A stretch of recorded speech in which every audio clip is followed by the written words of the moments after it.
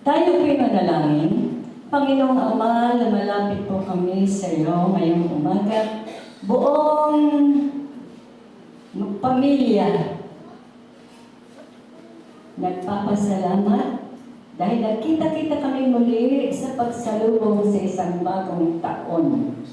At sa kagalakan ng aming mga puso, dahil sa nagdaang mga panahon o taon ng aming buhay, ay pinahayag mo ang iyong katapatan sa iyong pagliligtas, sa iyong pagbibigay sa lahat ng aming pangangailangan, sa iyong pagpagaling sa aming mga kapatid na nakaranas ng karamdaman, sa iyong pagbibigay ng iyong pagpapala ayon sa iyong pangako, na sa pasimula pa lamang, since the beginning of time, I have not seen nor ear had heard, nor it ever come to the mind of a person, a God like you, who blesses those who wait upon Thee in love. Amen. Ama, salamat po sa iyong pangako na siya naming pinananangalan for this year 2024, na higit pa sa aming naranasan sa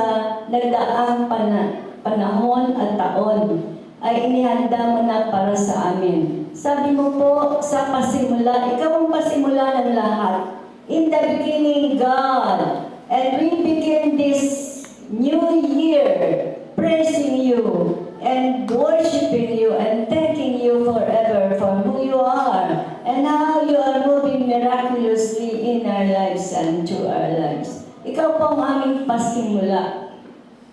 At dahil ikaw ang you have created everything for us, hindi po namin kayang isipin, hindi po namin kayang i-imagine ang mga biyaya na inihanda mo para sa amin for the year 2024. Kaya nga narito po kami na sama-samang nagpupuri, sama-samang nagbibigay sa iyo ng pasasalamat sa lahat-lahat na ginawa mo at patuloy pang gagawin sa aming mga buhay at sa aming sambahayan. Panginoon, salamat po. Binubukas namin ang aming puso, ang aming kaisipan, ang aming buong buhay upang tanggapin ang lahat na inenda mo para sa amin. Because you have planned for us the best, more than we could ever ask or imagine, ay inihanda mo na para sa amin. Kaya naman ang buhay na ito na sumasalubong sa isang bagong taon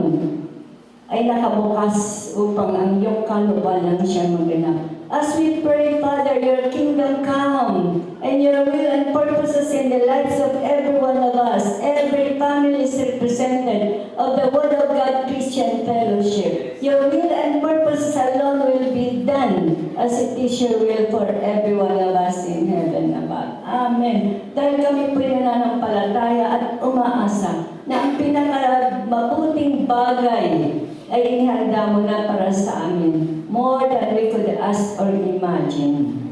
Kaya naman, ngayong umaga kami po'y mauupo sa iyong paanan at makikinig ng buong puso, hindi lamang po ang aming pandinig, kundi maging ang aming puso ay nakabukas upang tumanggap ng biyaya at katotohanan na ipapahayag mo sa amin ngayong umaga, na siya magiging gabay namin sa aming pagsalubong sa isang bagong taon na may pagtatagumpay sa piling mo. Panginoong Ama, sa ginagawa mo at gagawin pa sa aming mga buhay, sa iyo po namin ipinagkakaloob ang lahat ng pasasalamat forever. In the mighty name of our Lord Jesus Christ, we pray. Amen and Amen. Salamat po na nagkita-kita tayo sa pagsalubong ng bagong taon 2024. Amen. Walang masaya. Hallelujah! Sa pagsalubong po ng bagong taon, lahat po tayo, maging bata, ay mayroong mga naisin sa buhay. Maaaring isa sa atin ay may nag-iisip na isang happy family.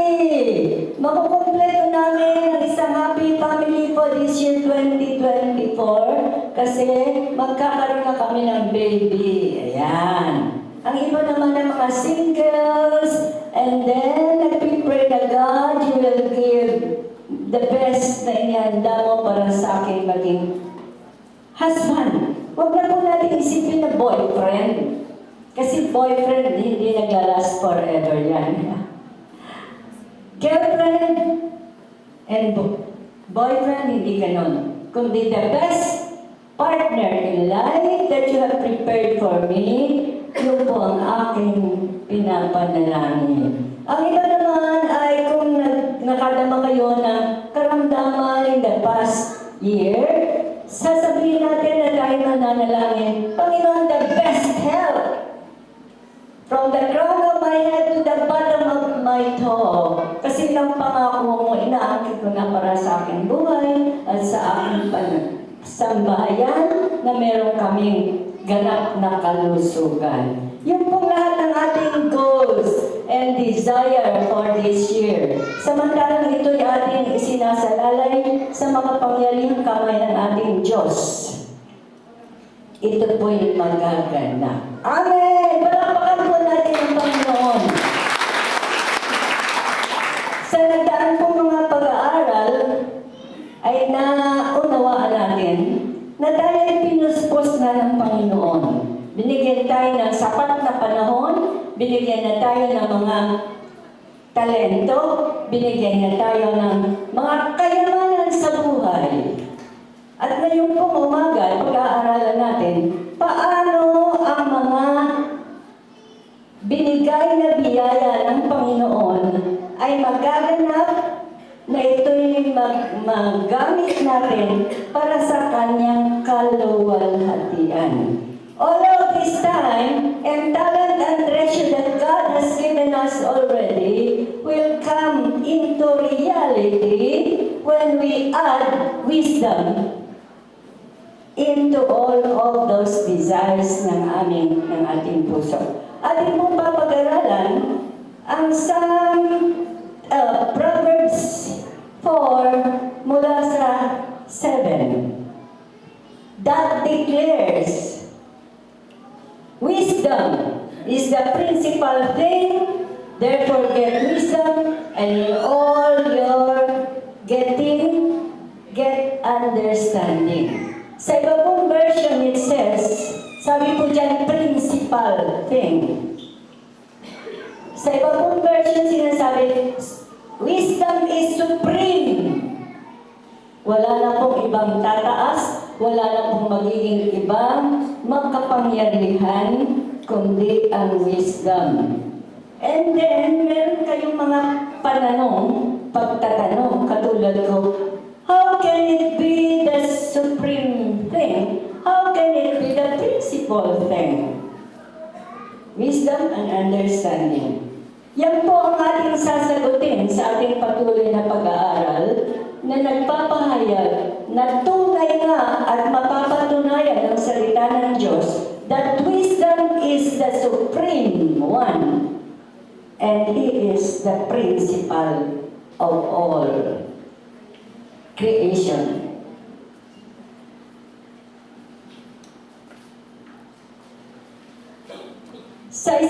Sa mga tao po na naghahangad ng kaligayahan, puspos at ganap na kaligayahan. Sino po dito ang naghahangad ng ganap at puspos na kaligayahan sa kanyang buhay o sa kanyang buong pamilya? Taas ang kamay. Thank you, Lord. And I declare that we have the key. Meron po tayong susi upang ang ating naisin na tunay na maging maligaya ay magaganap sa ating buhay. Sa Biblia po, sa Proverbs 3 verse 13. Ito po ang susi upang ang kaligayahan natin ay maging makatuparan sa ating buhay. Happy! Sabihin nga po natin, happy is the man who finds wisdom and the man who gets understanding. Ito po ang susi sa mga naghahangad ng tiyak na kaligayahan na hindi na ibibigay ng mundo. Karunungan ng Diyos. Wisdom of God. Kung ito'y nasa atin na, tunay nga po, damay natin, panampalatayaan na natin, at ikabuhay natin na tayo po ay maligaya na, puspos na po tayo ng kaligayahan. Amen. So we have to act it out. Ang kaligayahan po ay ipinamumuhay. Hindi lang natin sinasabi, kumusta ka kapatid? Eto, maligaya. Kumbinsido po ba tayo kung gano'n? Tunay na kaligayahan ay matatagpuan kung ang tao ay pinangungunahan ng katalinuhan na galing sa Diyos. Wisdom from on high is the key to everyone to attain joy, hindi lang po happiness, and understanding, kaunawaan sa mga bagay na nagaganap sa ating buhay. Kumbinsido na po ba tayo? Papakilala po natin. Ang wisdom po ay malalim na kapahayagan na siyang ating matutuklasan ngayon. Ako po ay nabibless dito sa aking kapatid na ito na tuwing linggo ay siya ang nauuna pa sa akin. Kapitbahay lang ako pero pagbaba ako nandito na si kapatid. Pwede kong tawagin si kapatid na laging first. Laging first. Siya ang una. Yan, lagi siya muna dahil siya nagmamahal sa Panginoon. Ang mga nagmamahal po hindi na nakakatulog. Kaya maaga pa, siya ay nandito na sa piling ng Panginoon. Kung tayo po ay may hinahanap at naghahanap ng kayamanan, ito po ang susi. Kapatid, maligaya ka na ba? Maligaya ka na kasi pipili ka dito. Kung maligaya ka, gusto mo pa rin yumaman, di ba? Kayamanan or anong pipiliin mo, kapatid? Hallelujah! Wisdom! Ang pinili ni kapatid, mamaya, hindi pa. Diyan ka lang muna. Artista ka ngayon. Ang pinili niya ay karunungan mula sa langit. At hindi lang yun ang kanyang natanggap. Hindi lang kaligayahan, kundi sa verse 14, sa verse 14 ng chapter 3 Proverbs, hindi lamang kaligayahan ang kanyang natagpuan, kundi for the precious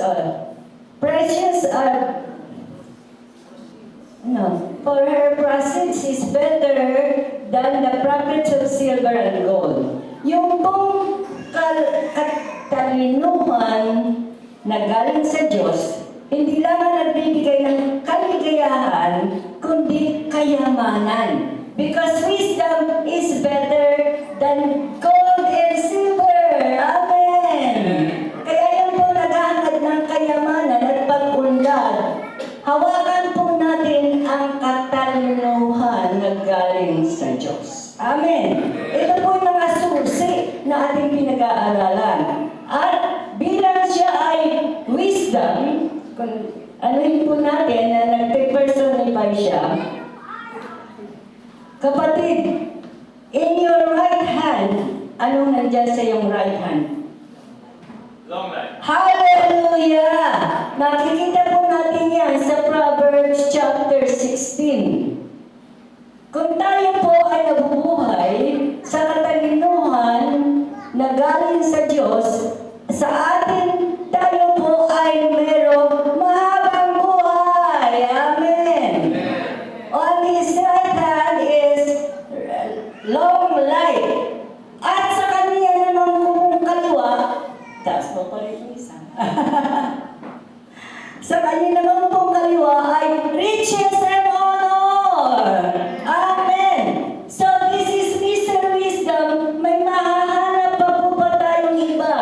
Meron mahihiling pa po ba tayo sa Panginoon? Ibigay na niya sa atin ang lahat. Amen! Hindi kayo masaya? Napaka-pogi na po ng ating representative, ng ating artista. Palakpakan po natin siya.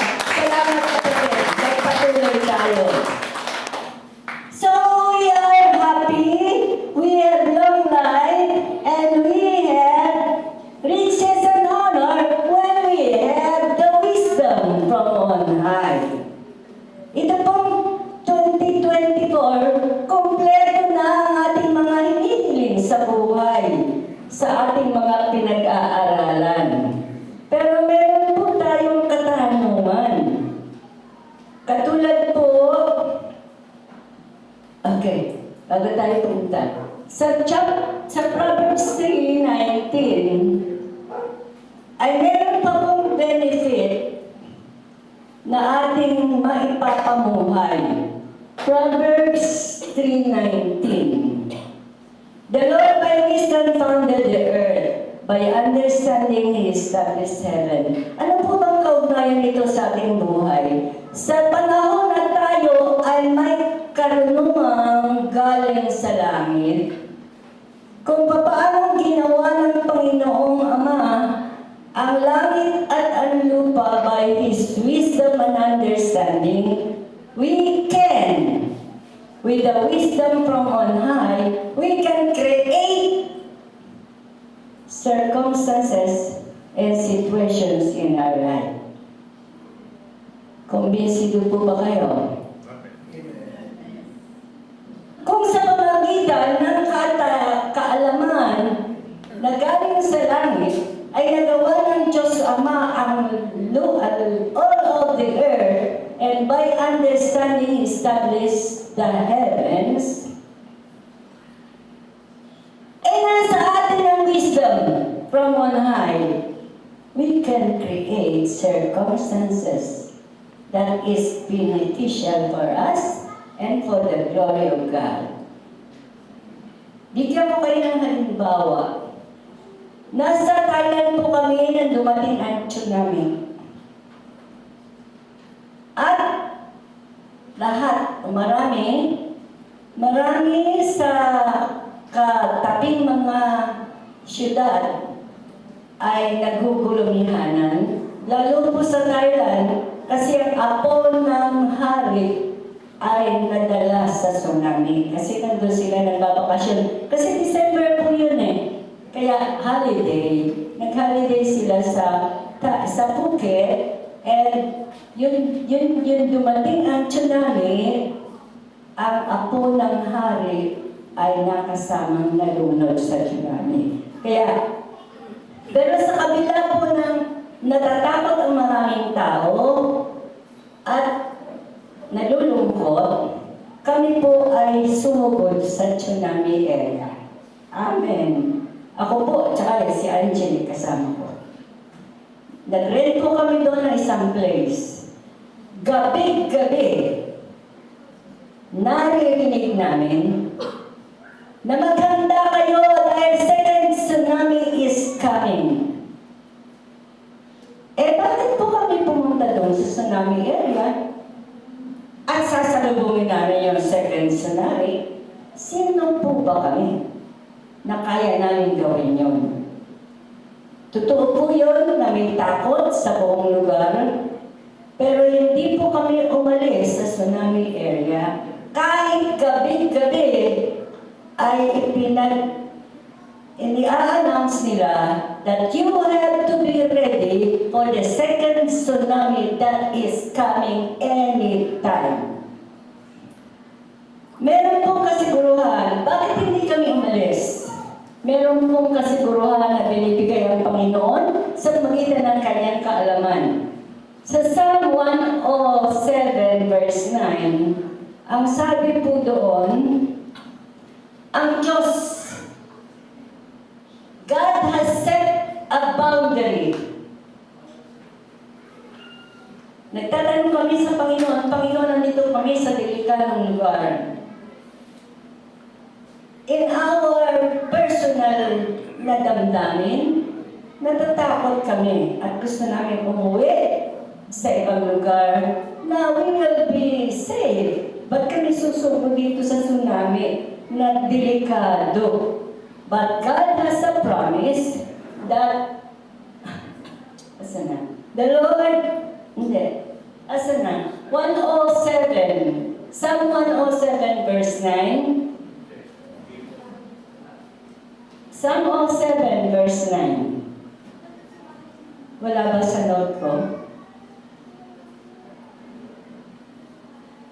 No, Psalm 107 verse 9. Psalm 119, 114 siguro ito. Psalm 114 verse 9. 104 talaga. Sabi doon, God has set a boundary that water will not pass over the place again. Sabi po dito, sa verse na binigay sa akin ng Panginoon, samantala ako'y nagtatanong sa Panginoon, kami ba'y aalis dito sa tsunami area? Kasi nakakatakot. But God has given me this word, that God has set a boundaries for the water. At totoo naman po yan, na-experience ko na po yan. Kasi, dyan po sa tinitira namin sa Sampalo, konting ulan lang po ay bumabaha. Pero sa lahat po ng aming pagtira dyan, hindi po kami nakaranas ng baha. Sabi ko po sa mga kasama ko, sige, matulog na kayo. Eto na yung tubig. Binabantayan ko po yung tubig. At sabi ko, tubig, you are created by God to be on the sea.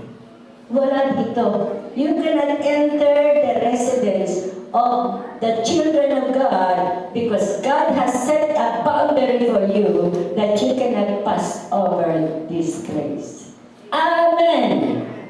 So kaya po na kung paano sa pagitan ng kaalaman mula sa langit ay nagawa ng Panginoong Ama to create the world by wisdom and the heavens by understanding. Tayo po na pinananahanan ng kapangyarihan, ng katuwiran at karunungan ng Diyos, wisdom from God, can create our circumstance.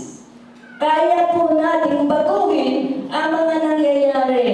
When we believe that the wisdom of God is upon us, the impossible things can be possible sa ating buhay. Mahina po ang amen. Hallelujah! Yung pong kwento ko sa tsunami, kahit gabi-gabi sinasabi nila, prepare because the second tsunami is coming. Hindi po kami umalis at hindi po natuloy ang second tsunami. Amen! Hallelujah! Because we are ministering to the people. Ang mga tao na na-trauma, ang mga tao na hindi na kayang dalhin sa ospital at nakakatakot po talaga ang sitwasyon doon sa tsunami. Dahil hindi nyo na makikilala ang tao. Sobra na silang, bloated. Sobra na silang maga. Kahit mata hindi mo na makikita, wala na po. At saka kung lalakad ka sa kalsada, yung buhok ng tao ay lumilipat na sa mukha mo. Paano ka hindi matatakot? Pero nanatili po kami sa tsunami for 2 years, hindi po dumating ang second tsunami. Dahil, hallelujah, we have the wisdom of God in us, and we can prevent things to happen, and we can create peace to happen because we have the wisdom of God. Amen. Amen po ba? Yan po ang patotoo na kung paano ang kapangyarihan ng Diyos ay sumasa atin. Ngayon, ito po ang tanong. Pwede ito mangyari sa mga buhay na nananampalataya na ang katuwiran o the wisdom of God is upon them. We have to act it out sa ating buhay, ipamuhay po natin. Ngayon ang katanungan, saan ang gagaling ang kataan? Where does wisdom come from?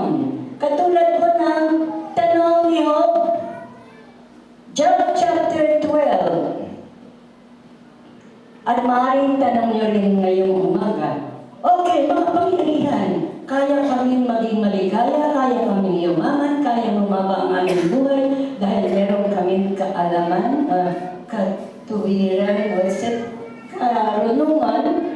karunungan na galing, karunungan ng Diyos lang. Yung pong wisdom na sinasabi natin ay karunungan ng Diyos. Ha? Ito po ang ilagay natin sa ating kaisipan, karunungan ng Diyos. Hindi ko po sinasabi na karunungan mula sa Diyos. Karunungan ng Diyos ay sumasa atin. The wisdom of God is upon us, and all those joy, and all those long life, and all those riches and honor is in us already. Kailangan lang po, panampalatayaan natin na nandiyan yan sa ating buhay at ipamuhay natin upang ma-experience natin that the wisdom of God is upon us, and kung paano ginawa ng Panginoon Ama ang earth by His wisdom, we can affect every situation in our life according sa nais ng Diyos na maganap. Samantalang ito'y ating inihahakbang at ating ipinamumuhay. Simple lang po. We have the wisdom from God. At dumating ang panahon na nagkakagulo. Hindi lang po yung tsunami. Simple lang. Doon po sa Las Piñas na bahay namin noon, kami po yung maakyat sa pader. Dahil doon po sa likod ng subdivision ay squatters area. At kami po ng aking bayaw, na aking tinuturuan, naglagay po kami ng hagdan. Bumababa kami, pupunta kami doon sa squatters area. Hindi po namin alam yung araw na yun, yung gabi na yun, na kami magtuturo, yung pala ang araw ng inkwentro. Kasi po, yung sa subdivision, ang dinadaanan nila ay squatters area.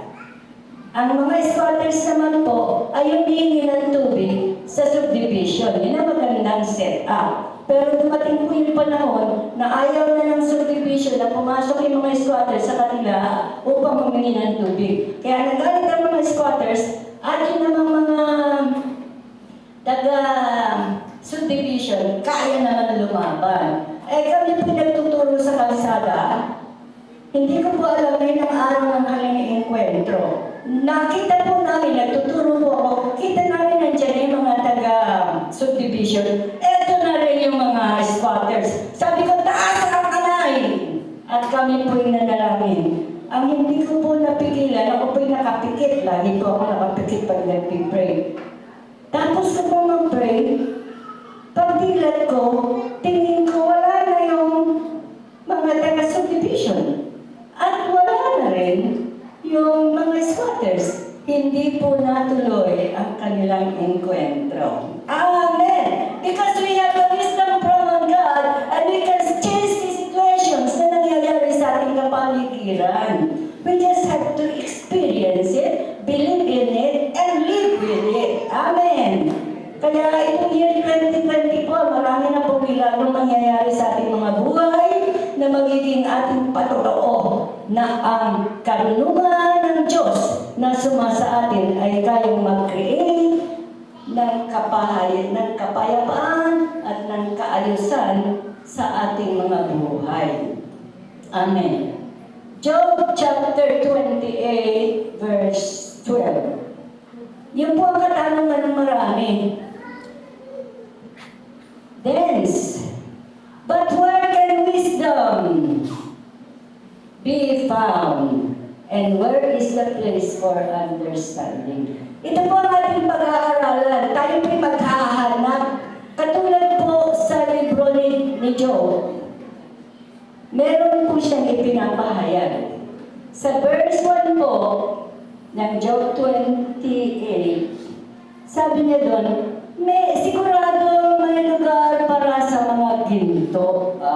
Surely there is a mine for silver and a place where gold is being refined. Ako po ay nakapag-preach sa Surigao at ako po ay nakapasok sa Manila Mining. Totoo po na ang Pilipinas ay maraming nakatanim na ginto. Doon ko po nakita ang mga bloke-bloke na ginto na isinasakay nila sa sarili nilang eroplano. Hindi ko lang po alam kung saan nila dinadala. But this is the research. Hindi po pala Saudi gold ang the highest and finest gold, but the finest and highest gold is the Philippine gold. Meron pong lugar na kung saan nahuhukay ang ginto. Alam na po yan. At kahit ang mga sa verse 2 is brass. Surely. Okay. Kahit ito po anong kayamanan, ay alam ng mga minero, alam ng mga archaeologists, kung saan nila makukuha ang kanilang pangangailangan. Kami po, bilang Carnahe family, meron pong kaming mamanahin na lugar sa Guimaras. Na bundok daw po yun ang apog. Bundok ng apog. Hindi lang po namin napapa-cultivate dahil hindi po namin alam kung saan namin dadalhin yung apog. Okay, so marami po sa Kulasi. Marami pong lugar sa atin, sa Pilipinas, ang maraming mina. So alam po natin yan. Sa verse 5 po ay nagpapahayag na mula sa lupa ay tumutubo ang mga halaman na nagiging pagkain natin. Ayan. And as for the earth, from it comes bread, but underneath it is turned up by fire. Okay, ang lupa po, once ito ay ating pinaniman at kinultivate, ito mabibigay sa atin ang pagkain. So alam po natin yan. Pero sa verse 13, ay inulit ang tanong. Verse 13 and 28. Man doesn't know its value, nor is it found in the land of the living. Yun na pong kaalaman o yung katuwid niya. Karunungan ng Diyos ay hindi alam ng tao at hindi rin alam ito kung saan nanggagaling. Wala silang, they don't care about it. Di ba maraming tao na basta gagawin ko ang mga kaya ko, may diploma ako, may marunong ako, may connection ako, kaya ko yan. Hindi na nila, they do not depend on the wisdom of God. Hindi nila alam, wala silang pakialam kung meron bang karunungan o ano, they doesn't know. Verse 21, hindi nila ito binibigyan ng kahalagahan. It is hidden from the eyes of all living. And umandan from the birds of the air. Nakatago talaga ito at saka hindi pinapansin ng maraming tao.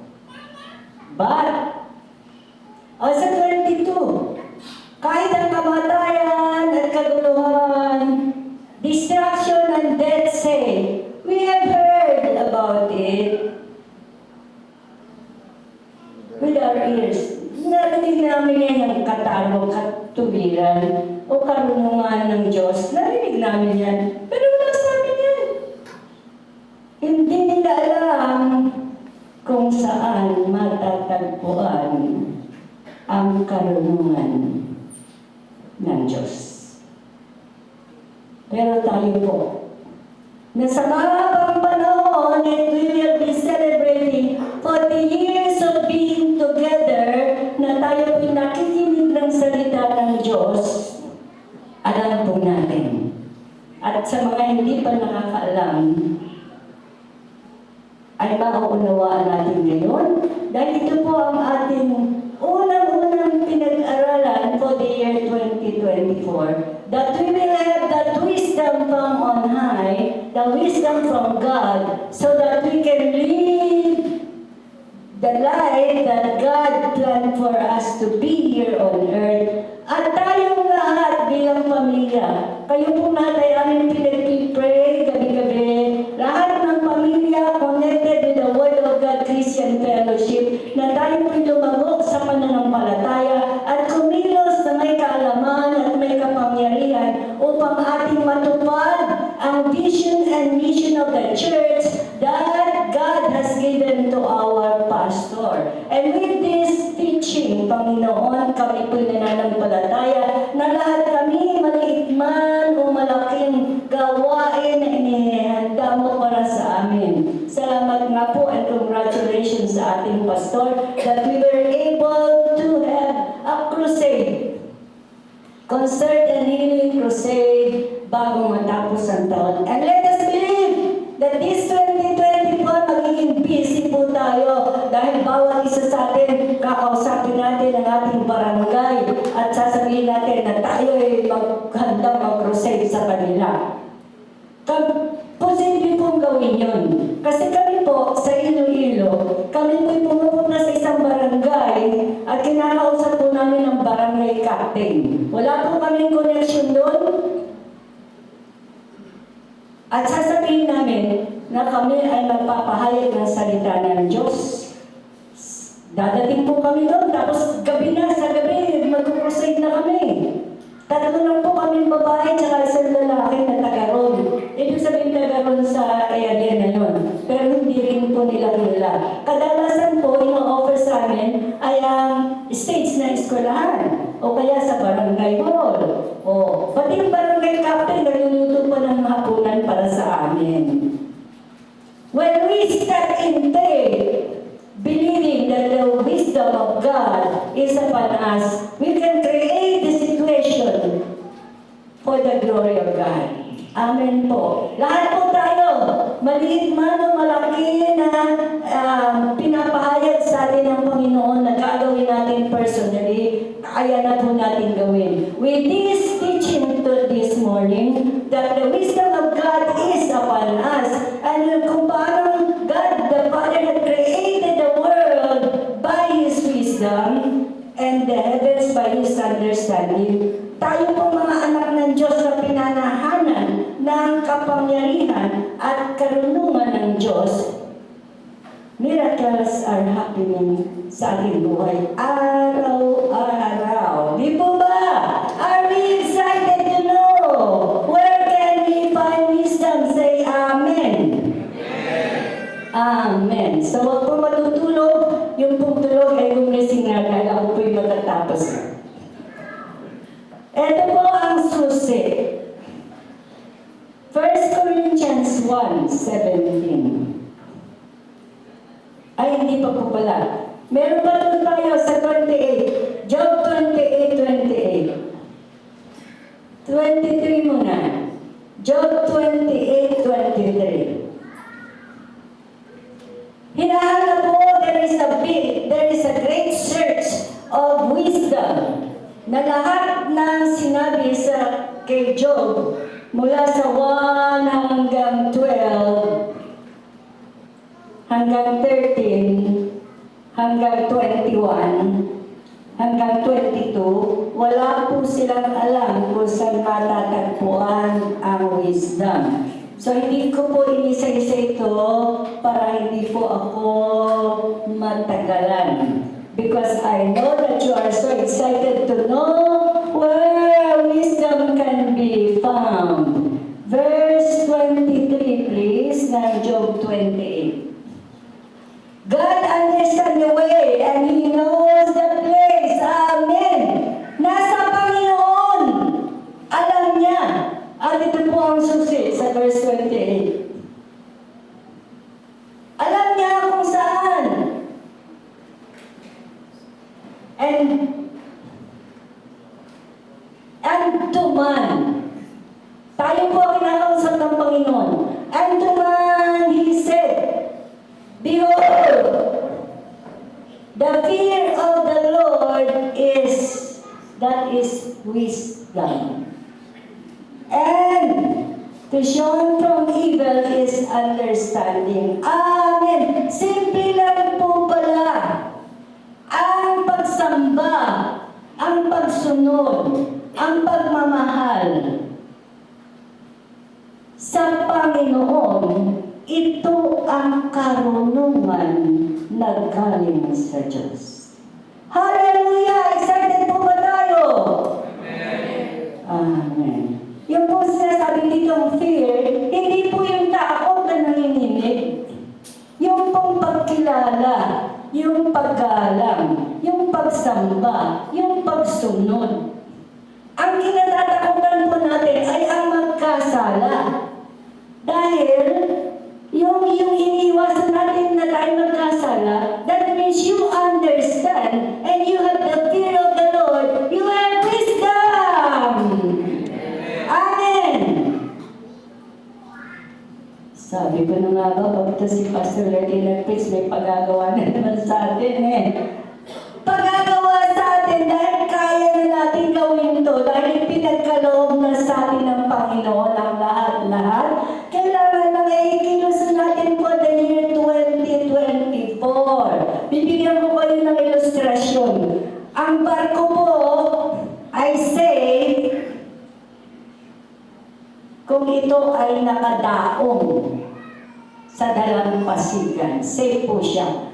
Ako po, mula noong 1989, parod pa rito sa Iloilo at Manila, barko lang po ang sinasakyan ko. Kasi 180 pesos lang ang pamasahe. At doon din po sa pagsakay-sakay ko sa barko, doon kami nakikita ni Pastor Anthony. At doon po kami nakasimula ng gawain sa Antique, sa pagsakay-sakay ko sa barko na kami nagkasakay. Amen po. Ibig sabihin, we can create, idugtong natin sa create, we can create circumstances wherein the wisdom of God and the understanding of God can create miracles. Nagkausap po kami, samantalang kami nasa barko, sabi na, ikwento niya sa akin na merong aswang doon sa kapitbahay nila. And sabi ko, o sige pastor, kasi nagkakasakit na yung mga bata doon. Sabi ko, sige pastor, hindi mo na ako pupunta sa pupuntahan kong lugar, sasama ako sa iyo. At sumama nga po ako sa kanila upang palayasin ang aswang doon sa lugar na yun. Hallelujah! So, kung paano God the Father has created the earth by the wisdom of God, we can create circumstances that would bring glory to God, and we can fulfill God's plan and purpose for our lives and for the church where we belong. Ipamuhay lang po natin dahil nasa atin na. Kung baga may puhunan na po tayo, hindi na tayo kailangan mangutang sa Bombay. Gamitin na lang po natin the wisdom. So God knows. And verse 20, sa tao pinapahayag ng Diyos. The fear of God, ang pagsamba sa Diyos, ang pagsunod sa kautusan ng Diyos, ang paggalang at ang pagpapasalamat sa lahat ng bagay na ginagawa ng Diyos. That is the fear of the Lord, and that is wisdom. Amen. Hindi po mahirap, diba?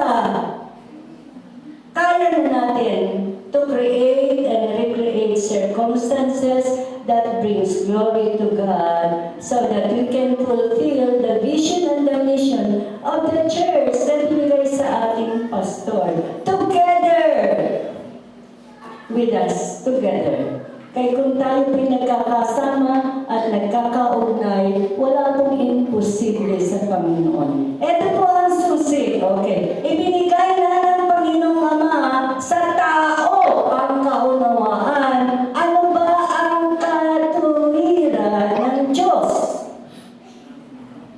Okay. 1 Corinthians 1:17.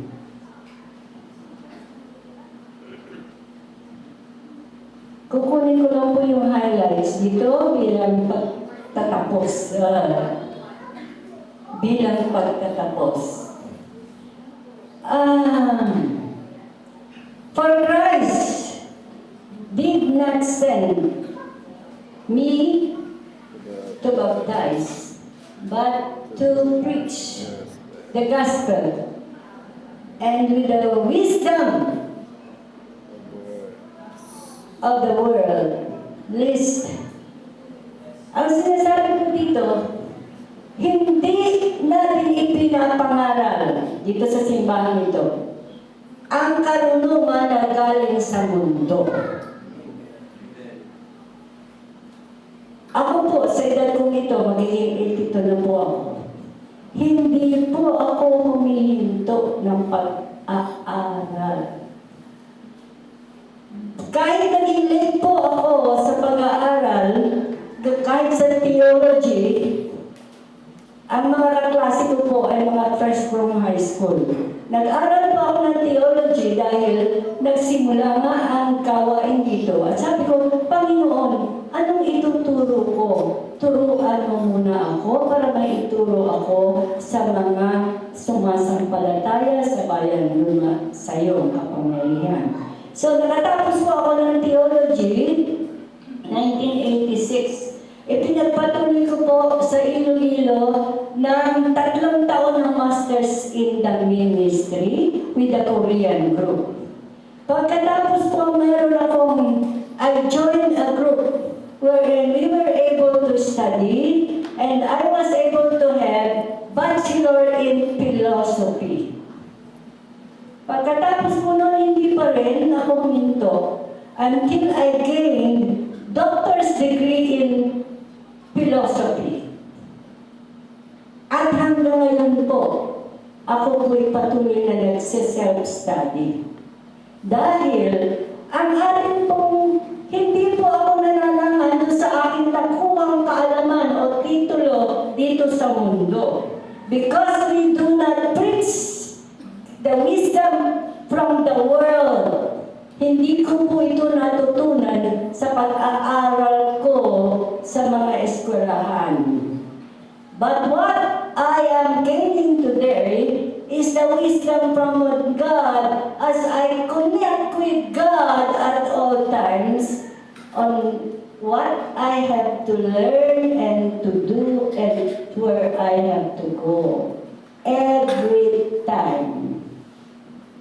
Kaya po, hindi itong tinuturo po natin dito sa pulpito, hindi po galing ito sa kaalaman ng mundo. Sa verse, ito po ang ating final. Napakinggan na po natin mabuti at huwag na po tayong matutulog sa natutulog gumising na po. Ito po ang tandaan natin because this is where I will end. Verse 22 ng 1 Corinthians 1,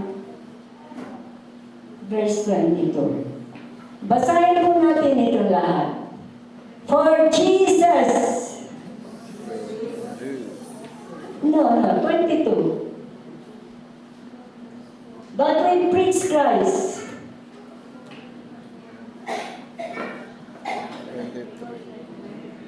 Tapos na tayo sa 17.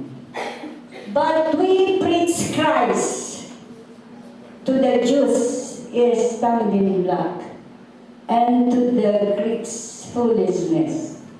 But we preach Christ crucified. Tuloy. Christ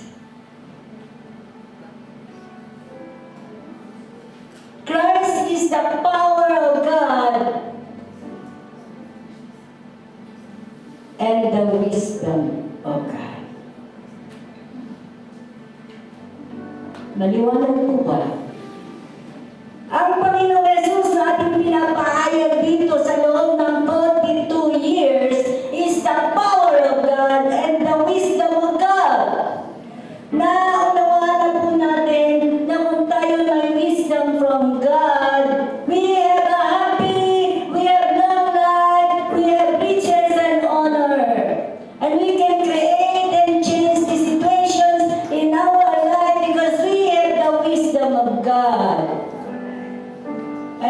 do not preach the wisdom of this world, but we preach Christ, the power of God and the wisdom of God.